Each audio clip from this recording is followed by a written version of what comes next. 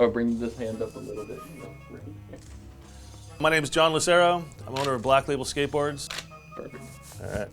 Oh, this is pretty rad. It's not my artwork, but we have a John Grigley board coming out, and this is his artwork that he painted. He made this for me for my birthday one year, probably 1984 or 85.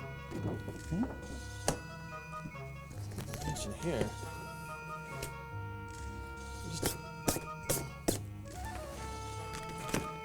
Oh, there's some cool stuff in here. This right here, this is the Mike Smith duck graphic. This is the first drawing of it. This is my first original sketch. I didn't even know I had this.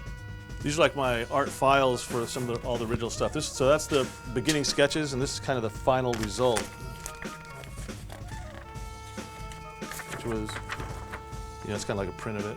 But see, originally he wanted broken glass flying out of his board, but I ended up going with more of a traditional kind of a sunburst look to it, you know what I mean? And obviously, it was supposed to look like a Dogtown graphic, you know what I mean? This is the Madrid Mike Smith duck, final product. This is like my Madrid graphic from the same era. It's like 1980, probably 1984 to 1985, I rode from Madrid. And in that short period of time, I also started working there, doing graphics. It was just kind of like my first start at doing anything like that. And so this is the first one I drew for myself. Madrid Jester board. This is actually a reissue. I have an original one somewhere, but this is pretty much the original colors, original shape. Neil Blender, little drawing from probably about 84 maybe. Ooh, girl's phone number. Teresa Jean. I remember her. Just give her a call, see if it works out. This is like an early idea from my board that became that board.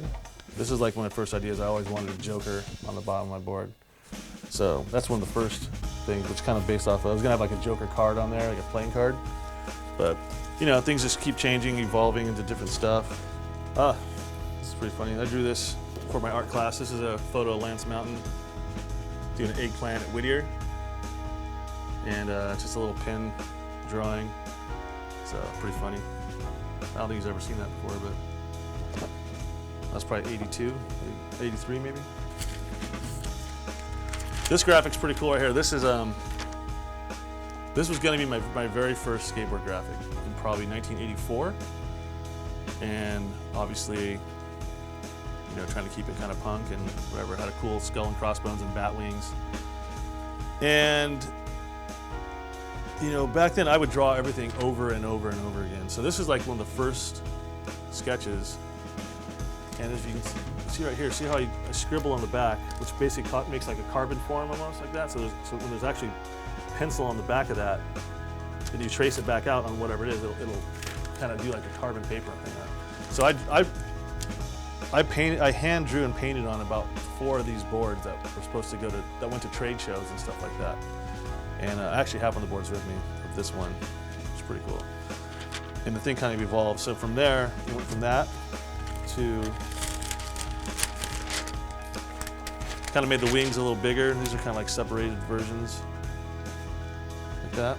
But what's cool is just this season for our new boards, we're doing this board for me as after almost 30 years of having it not out. It's like the pre-issue, we're calling it. My boarding goes dead, so I need to move on.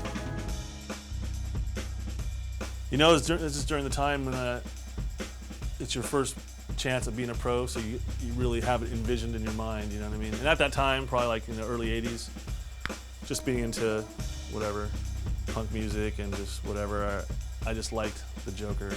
Not the Joker, the Batman Joker, just Joker, just like Court Jester's funny shit, I don't know. It's funny looking back on it now, but it's pretty cool. But still the most memorable graphics I have, all the old stuff,